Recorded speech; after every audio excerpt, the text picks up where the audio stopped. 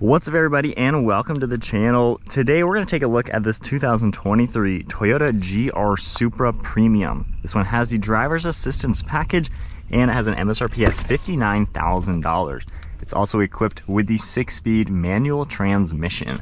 So if we just pull the latch twice, we can pop the hood and see what is going to power the 3.0 Supra.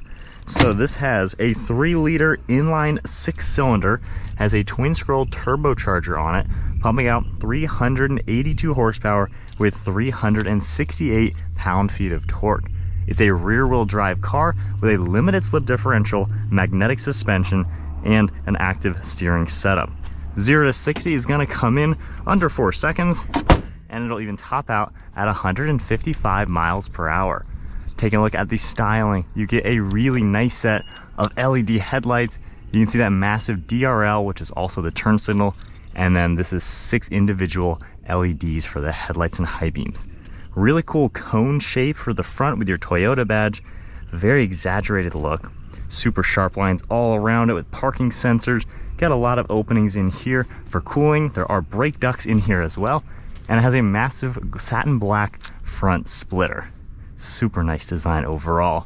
The hood is super long, and this cone actually kind of goes into these shapes. So very nice way everything flows together.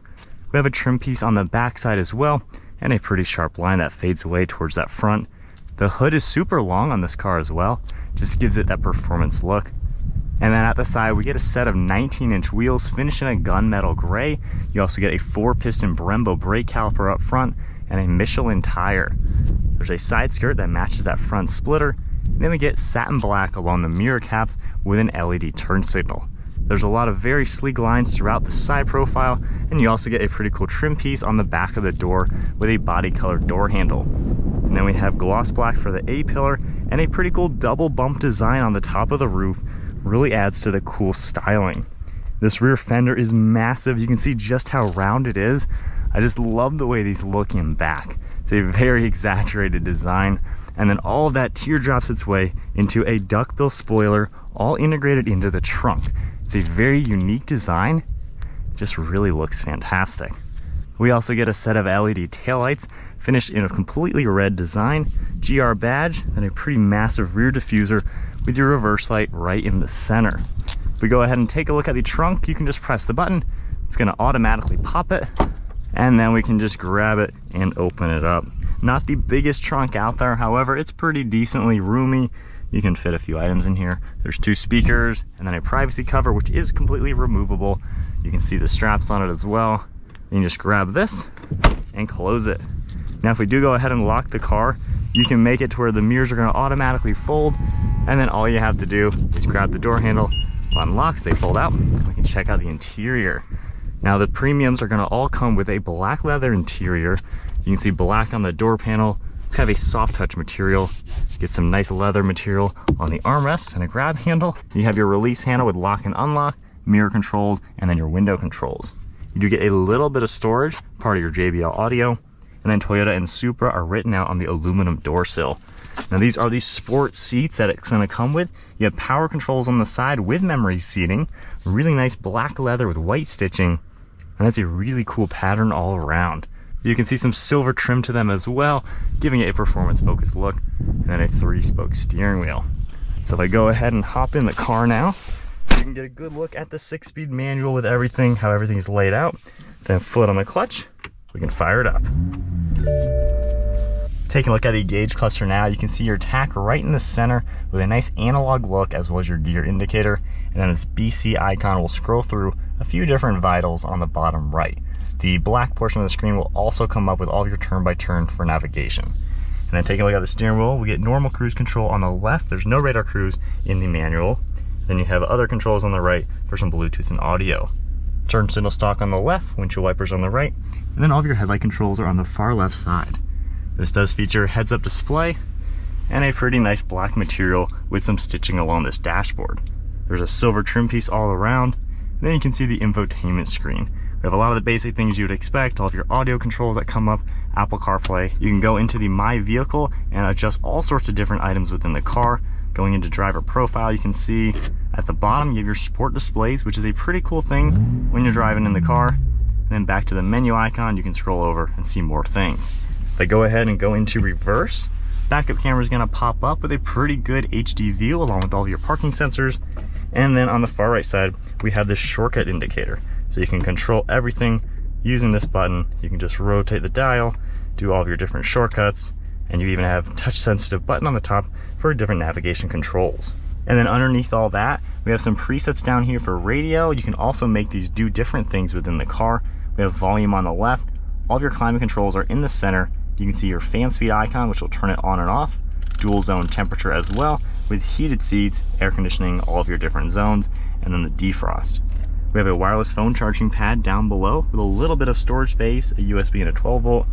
Then you can see your engine start stop feature. Sport mode button will turn on all the performance things, tighten up the steering and suspension and engine, parking sensors and traction control. Then the safety system you can adjust. Going into here, we can customize it and adjust all sorts of different settings within the car.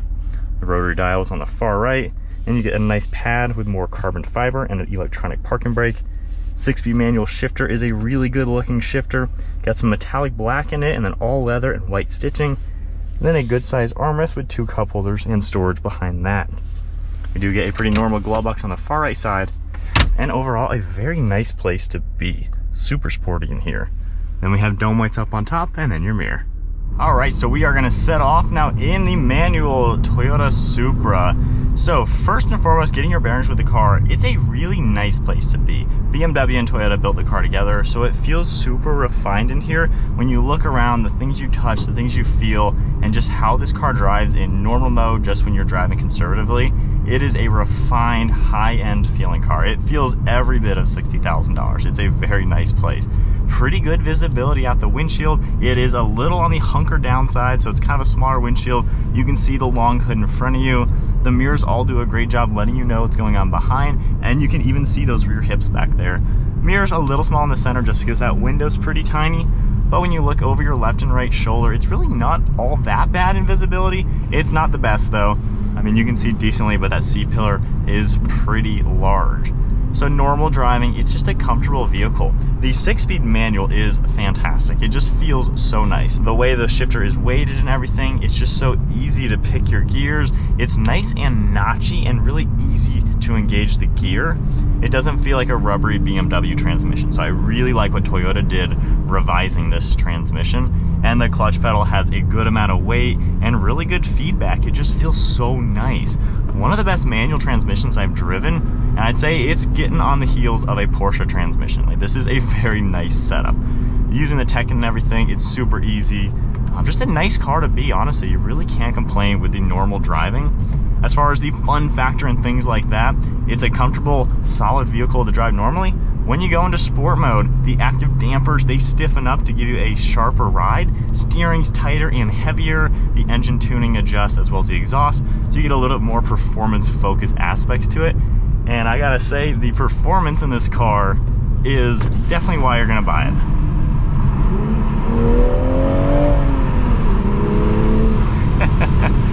I mean, this thing packs a punch and gets up to speed without even thinking. It is so effortless. And I love this engine and turbo setup. It gives you a very smooth power delivery. It doesn't just hit you down low and spin the tires.